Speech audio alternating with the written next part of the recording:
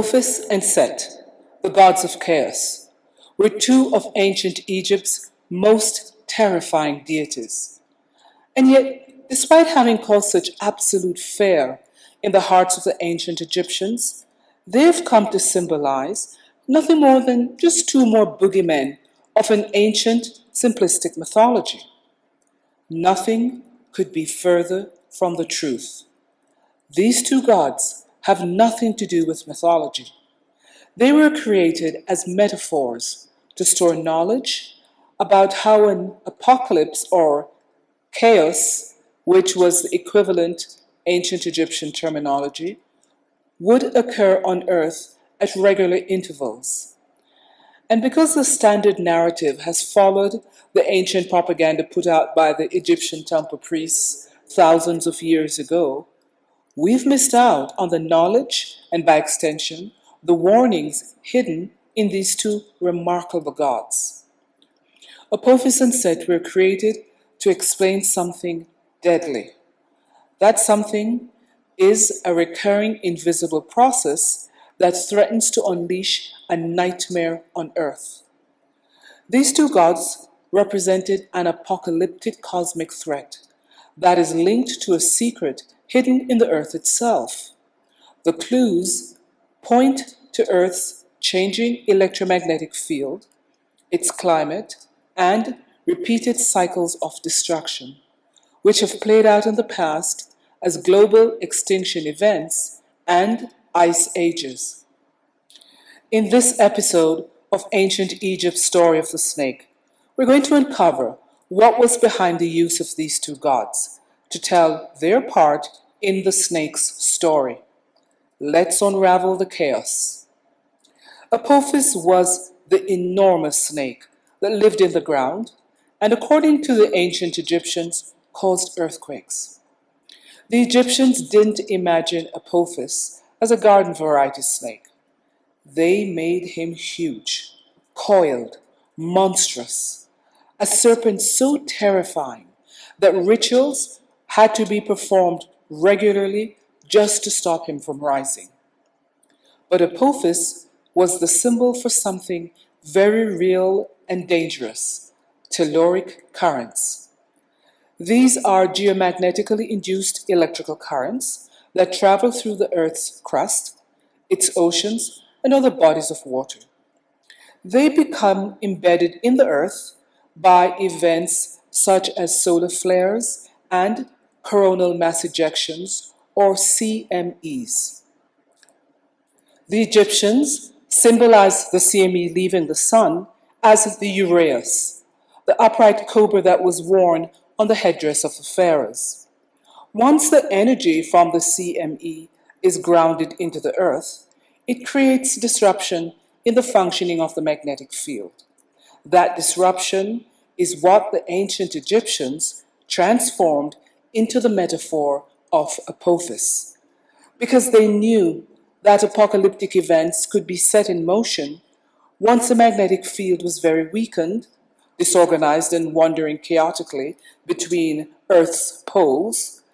That's why Apophis was so feared, because a strike from a powerful CME would then have a much greater negative impact on a poorly functioning magnetic field and, by extension, the magnetosphere.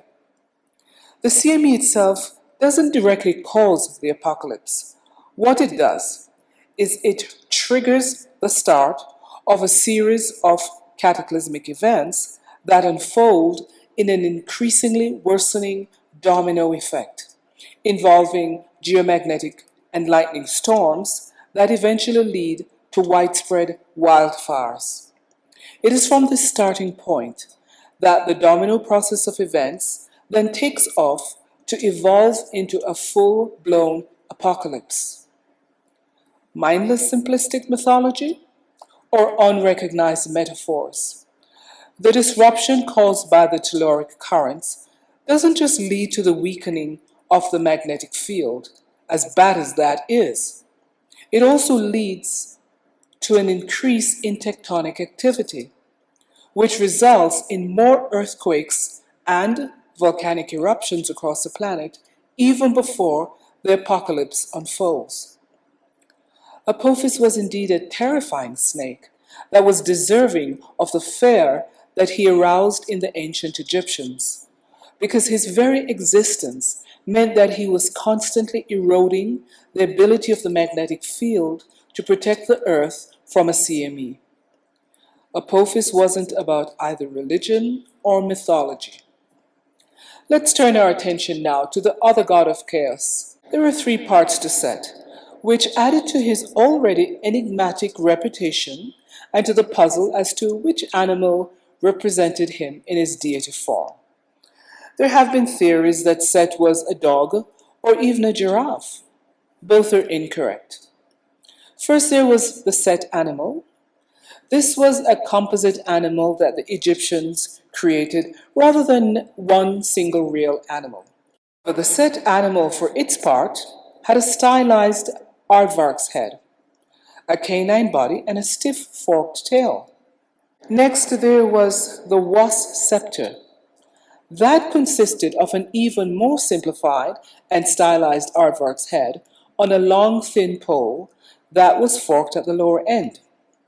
The gods and the pharaohs carried the was scepter as part of the collection of handheld objects that showed their dominion and right to rule.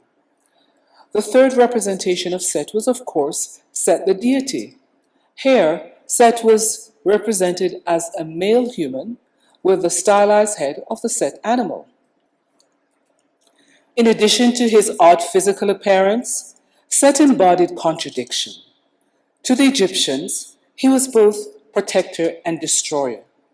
Along with being a god of chaos, deserts and storms, Set was also the villain who murdered his brother Osiris, and then went on to harass his nephew Horus, Osiris' son, in truly deplorable ways.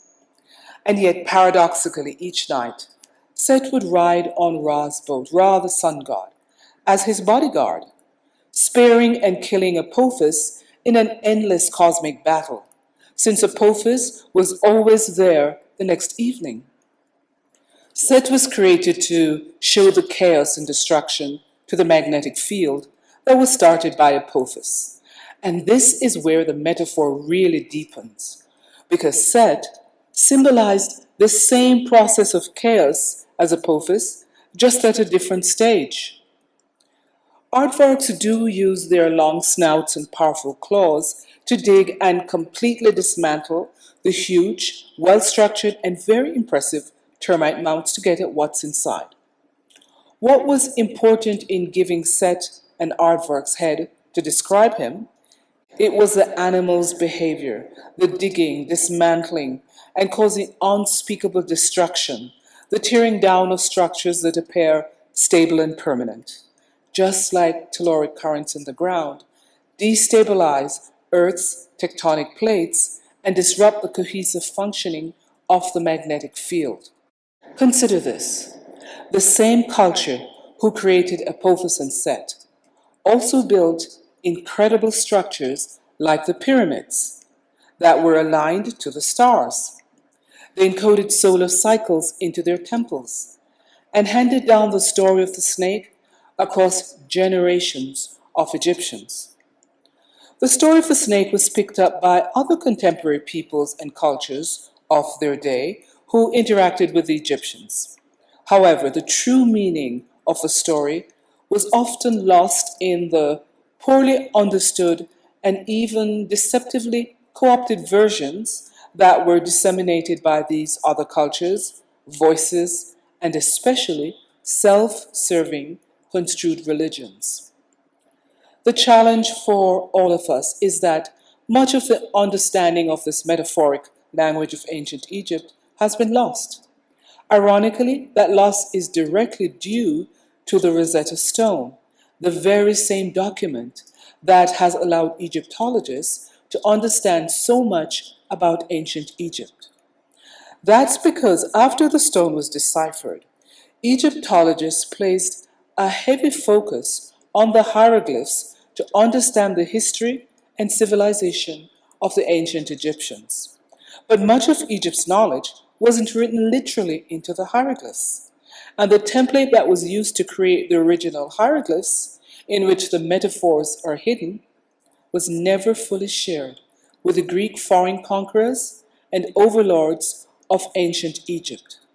So when Egyptologists unknowingly separate the ancient Egyptian gods from their encoded metaphors, then we all miss out on the many important things that the ancient Egyptians recorded.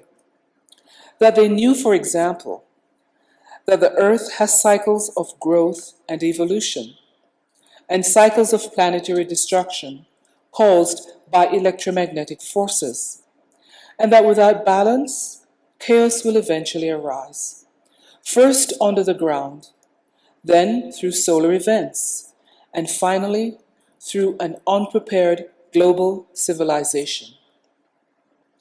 Apophis, the giant snake of ancient Egypt, has been the muse for Satan himself.